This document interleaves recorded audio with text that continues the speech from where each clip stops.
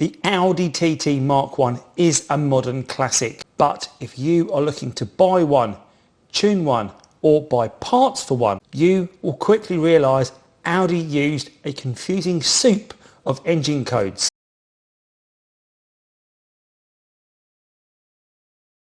And today we are breaking down every single engine code variant in exact chronological order through the 1998 to 2006 production run, detailing exactly how they changed. Let me know in the comments what you think of the engine code and tell me what engine variant you have. And of course, you can find that engine code stamped on the front of your cylinder block. And we're going to start with phase 1, the launch engines. And when Audi launched the TT in Europe in 1998, it debuted with a 1.8 turbocharged engine in 2 variants. And these early cars came with a narrow band oxygen sensor, a throttle cable, or early drive-by-wire throttle systems. But they were lacking variable valve timing, or VVT. And the first engine that launched was the AJQ 180 brake horsepower engine. And it came with a K03 turbo, a single side mounted intercooler, and of course the single exhaust outlet. And it was paired with just a 5-speed gearbox on launch. Now this engine came in both front wheel drive and early Quattro systems. And it was partnered with that launch 225 brake horsepower engine, the APX, one that we know very well from the channel. This was the original high output engine, and Audi decided to give this one the larger K04-20 turbo.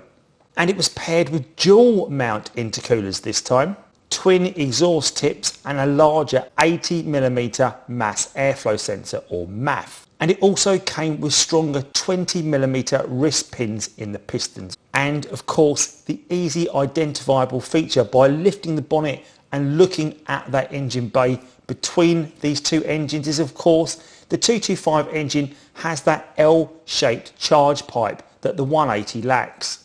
Of course, North America was treated slightly differently. In 1999, they got the ATC engine in the 180 variant. And this featured a bolt-on coil pack design and a transitional drive-by-wire system. But that was about the difference between the American variant and the Europeans. And then we come into the phase 2 engine, and this is run from about 2000 to 2002, primarily driven by the change to the emission laws here in Europe.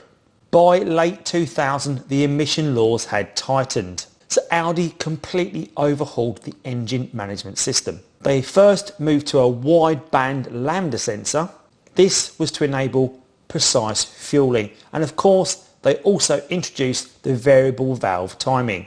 And it was at this point that they switched to the push-down coil pack system that we know and feature heavily in the BAM variant of engines. And this is where we get our first rare engine, the APP. Now this was released in a 180 version for the car, and it introduced an updated internal cylinder architecture.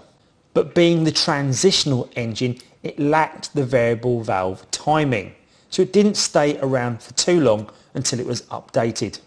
But we also start to see the AUM engine at this point. Now this is a 150 brake horsepower that you only find in the Roadster, and it was introduced as a detuned base model.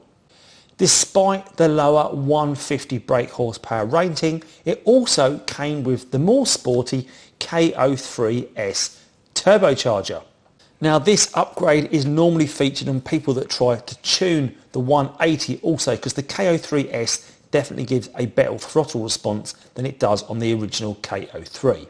A handy tip there for those of you looking to tune your 180. But of course we now get the AUQ engine, which is again a 180 brake horsepower variant found here in Europe, and this was the definitive late model 180 brake horsepower engine. Thanks once again to the K03S variant of turbo and the variable valve timing, this provided the entry level for the tuning market. and this featured heavily in engine swaps to other model cars. In September 2005, Audi were not done with the upgrades to the 180 engine. The AUQ was outdated by this point and was phased out in favour of the BVR variant. Not only was it updated, but it gave you 10 extra brake horsepower, hence the evolution of the 190.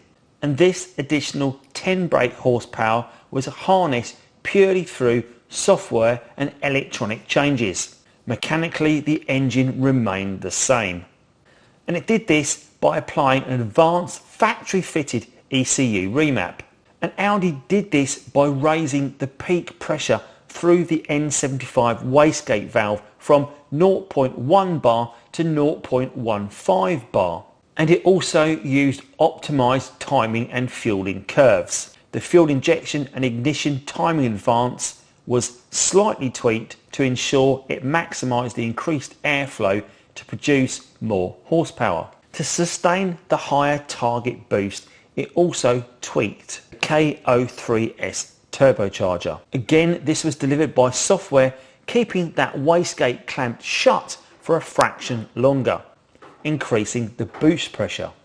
And the BVR engine variant was manufactured to comply with a much tighter Euro 4 emission standard. Of course, on the flip side for tuning, the engines of both the 180 and the 190 are mechanically identical, so taking it to a remapper or a tuner will generate no difference in power. So you're not going to gain any more by tuning a 190 than you are over a 180. For North America, we got the AWP and AMU engine variants in 2002. The AWP was the 180 brake horsepower engine, and it featured, of course, the K03S turbo once again. The AMU engine was the higher performance 225 variant, but both of these engines were introduced to meet the new stricter emissions laws in North America. And on to phase 3, the performance era. And of course, we also get introduced to some V6 variants here. In the final years of the Audi TT Mk1, Audi introduced a 6-cylinder engine to compete with the high-end sports cars here in Europe.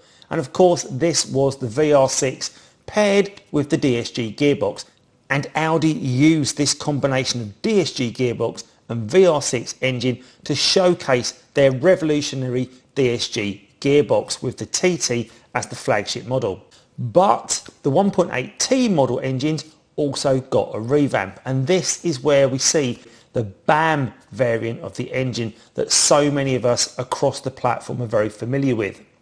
I would say this is the most famous Mk1 engine code and the one that is the go-to for tuners. It replaced the APX engine here in Europe and introduced variable valve timing, a wideband ECU, and of course those 20mm wrist pins for the pistons.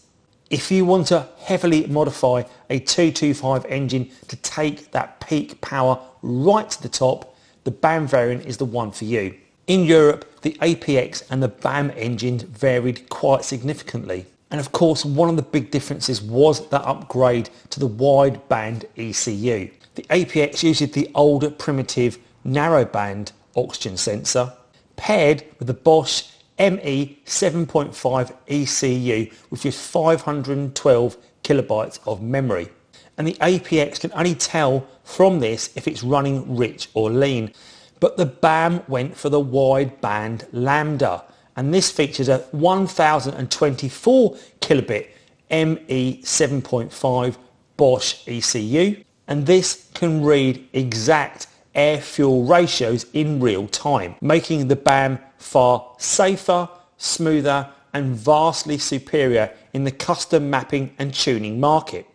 And of course the APX came with the fixed camshaft timing or non-VVT. Now the BAM introduced VVT or variable valve timing to the setup, and it featured a factory installed upstream EGT sensor that was threaded directly into the hot side of the turbo, and this acted as a critical safety feature. It has the capability of dumping that exhaust gas away from the turbo. It will automatically dump more fuel to cool the cylinders down and thus protect your engine. And the BAM also did away with the secondary air injection, or SAI. The APX relied on the bulky SAI technology, which was notoriously unreliable tech in the car at the launch. And this pump forced air into the exhaust to heat up the catalytic converter on cold start, and this assisted with emissions compliance. The BAM discards the SAI entirely.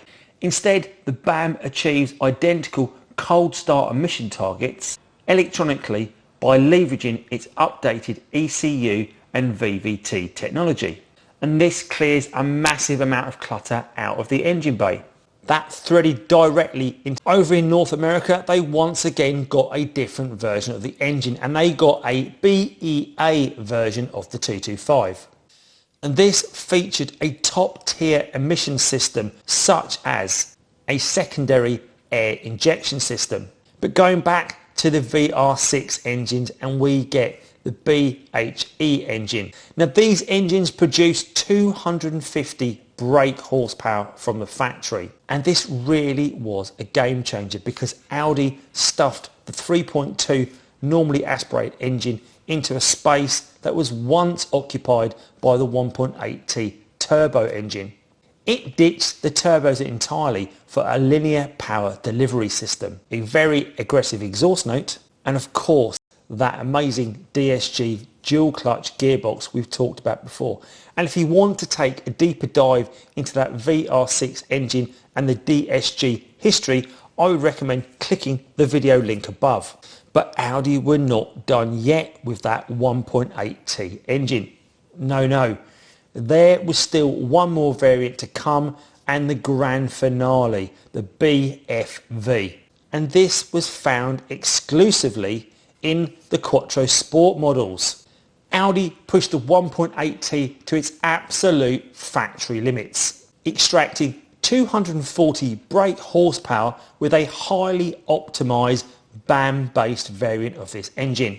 From the raw cable throttle AJQ launch engines to the high revving 3.2 VR6, and of course the limited edition 240 BFV variant, the Mk1 evolved significantly under the hood. So that concludes our deep dive into the engine codes of the Audi TT Mk1, and I hope you've enjoyed my video on this subject today. And if you have, then please do give it a thumbs up, and also think about subscribing to my channel if you have not already done so, where you'll find a whole host of content on the Audi TT Mk1. As always, thanks for watching and see you soon. Take care.